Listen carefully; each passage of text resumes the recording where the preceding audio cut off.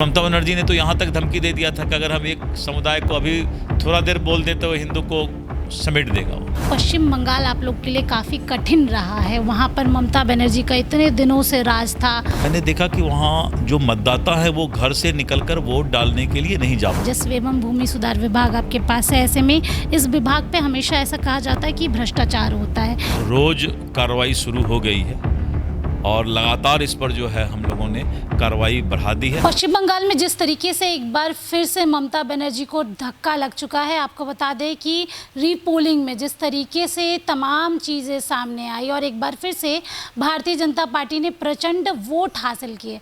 ऐसे में हमारे साथ खास बातचीत करने के लिए बिहार सरकार के मंत्री दिलीप जायसवाल जी हैं। सीधे करेंगे दिलीप जायसवाल जी, सबसे पहले पश्चिम बंगाल में रीपोलिंग हुई और जो नतीजे आए आप लोगों के पक्ष में। देखिए, पश्चिम बंगाल में जिस तरह से टीएमसी तृणमूल कांग्रेस की गुंडागर्दी चल रही थी, पिछले 2 चुनाव को मैंने खुद देखा वहाँ पर, तो मैंने देखा कि वहाँ जो मतदाता है वो घर से निकलकर वोट डालने के लिए नहीं जा पाते थे। टीएमसी के लोगों को इतनी गुंडागर्दी थी। आज बंगाल आज़ाद हुआ है, डेमोक्रेसी वहाँ की आज़ाद हुई है और भारतीय जनता पार्टी की सरकार बनी है। अब वहाँ पर प्रजातंत्र और लोगों को अपना मत अधिकार का उपयोग करने का मौका मिला है और यही कारण है कि अब लोग गुंडागर्दी टीएमसी के जो पहले चल रहे थे अब उससे उबर करके और स्वच्छंद विचार से जो है मतदान करके और उम्मीदवार का चयन किए और भाजपा की भारी जीत हुई। एक सवाल ये भी ले लेंगे क्योंकि पश्चिम बंगाल आप लोग के लिए काफ़ी कठिन रहा है। वहाँ पर ममता बनर्जी का इतने दिनों से राज था। चुनाव के दौरान में हमने देखा कि तमाम तरीके के कटाक्ष किए गए। आपको ये लगता था कि इतनी ऐतिहासिक जीत होगी और बंगाल में भारतीय जनता पार्टी की सरकार बनेगी? देखिए, बंगाल में तो सीधी सी बात शुरू से ही स्पष्ट था कि जिस तरह से वहाँ घुसपैठ और बांग्लादेश के द्वारा आए हुए लोगों को वोटर बना करके और तुष्टीकरण का राजनीति करके ममता बनर्जी राजनीति कर रही थी इतने दिनों से, वहाँ के सनातन और हिंदू ने इस बात को समझा कि आने वाले समय में उनका अस्तित्व ही समाप्त हो जाएगा। और ममता बनर्जी ने तो यहाँ तक धमकी दे दिया था कि अगर हम एक समुदाय को अभी थोड़ा देर बोल दें तो हिंदू को समेट देगा वो।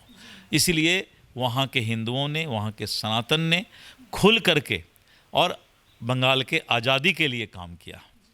एक गाना भी काफ़ी चर्चित हुआ था टीएमसी की सांसद का, दिल में मदीना आंखों में काबा। अब क्या कुछ कहना चाहेंगे उन लोगों को, क्योंकि काफ़ी बड़ी बड़ी बातें कर रहे थे। अब वो हनुमान चालीसा पढ़ने लगी हैं। कल भी मैं देख रहा था, वो अच्छा से सीख रही हैं। सब धीरे धीरे सुबह का भूला हुआ शाम तक अपने घर में सब लौट के आ जाएंगे। चलिए बिहार की बात कर लेते हैं, खासकर आपके विभाग के लिए। इस बार आपको एक बार फिर से यही विभाग मिला है, ऐसे में कई सारी जिम्मेदारियां हैं। सीओ हड़ताल पे थे, आगे क्या कुछ रणनीति बना रहे हैं? देखिए, विभाग में करीब 2-2.5 महीने से यहाँ के सीओ, आरओ, राजस्व कर्मचारी हड़ताल पर थे। लाखों आवेदन लंबित है। मैंने विभाग पूरा चरमरा गया था। पूरी स्थिति उसकी जो है ऐसे स्थिति में मुझे मंत्री पद संभालना पड़ा जब हड़ताल की स्थिति थी। करीब 37 लाख से ऊपर ज़्यादा आवेदन जो हैं वहाँ पेंडिंग हैं, लंबित हैं।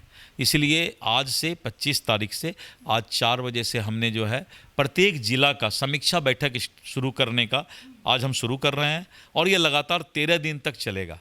इसमें वहाँ के आरओ, सीओ और एलआरडीसी और एडिशनल कलेक्टर और हमारे वरिष्ठ सभी पदाधिकारी इसमें उपस्थित रहेंगे और मेरा कोशिश होगा कि सकारात्मक प्रयास करके जल्द से जल्द लोगों का जो आवेदन पेंडिंग है उसका निष्पादन किया जाए। दिलीप जायसवाल जी, एक सवाल ये भी मैं आपसे पूछ लेती हूँ क्योंकि राजस्व एवं भूमि सुधार विभाग आपके पास है। ऐसे में इस विभाग पे हमेशा ऐसा कहा जाता है कि भ्रष्टाचार होता है। क्या आप भ्रष्टाचारियों के खिलाफ एक्शन लेंगे? क्या इस विभाग में भ्रष्टाचार नहीं होगा? क्योंकि लोग लंबी लंबी लाइनें लगते हैं, कभी कोई कहता है कि 5 लाख दीजिए, कभी कोई कहता है 1 लाख दीजिए। क्या आप देख रहे होंगे कि इस तरह के भ्रष्टाचार पर रोज़ कार्रवाई शुरू हो गई है और लगातार इस पर जो है हम लोगों ने कार्रवाई बढ़ा दी है। एक ईमानदार मंत्री आया है, इसलिए अब धीरे धीरे सबको ईमानदार बनना ही पड़ेगा। एक सवाल आखिरी आपसे ले लेती हूँ। बिहार की राजनीति से लेके हरे गमछे पे काफ़ी ज़्यादा चर्चा हो रही है। सम्राट चौधरी ने जैसे ही हरे गमछे की बात की, विपक्ष आप लोगों पे हावी होता नज़र आ रहा है, बार बार कह रहा है कि आप लोग सिर्फ एक रंग को लेकर, एक पार्टी को लेकर राजनीति। ये सब बेकार की बातें हैं। उन्होंने एक उदाहरण दिया, किसी कलर से उनका मतलब नहीं है। उन्होंने एक उदाहरण दिया कि अगर कोई एक चिन्हित किया जाए कि इसको ये किया जाए तो वो वाजिब है कि वो पकड़े जाएंगे। चलिए देखिए, सीधे तौर पे बंगाल की जीत और हरे गमछे से लेके राजस्व विभाग तक की बातें हमने की। आपको बता दें कि एक ईमानदार मंत्री आया है और सबको ईमानदार होना पड़ेगा और इस विभाग में भ्रष्टाचार नहीं होगा। सहयोगी प्रशांत के साथ स्नेहा गुप्ता, NBC 24 पटना।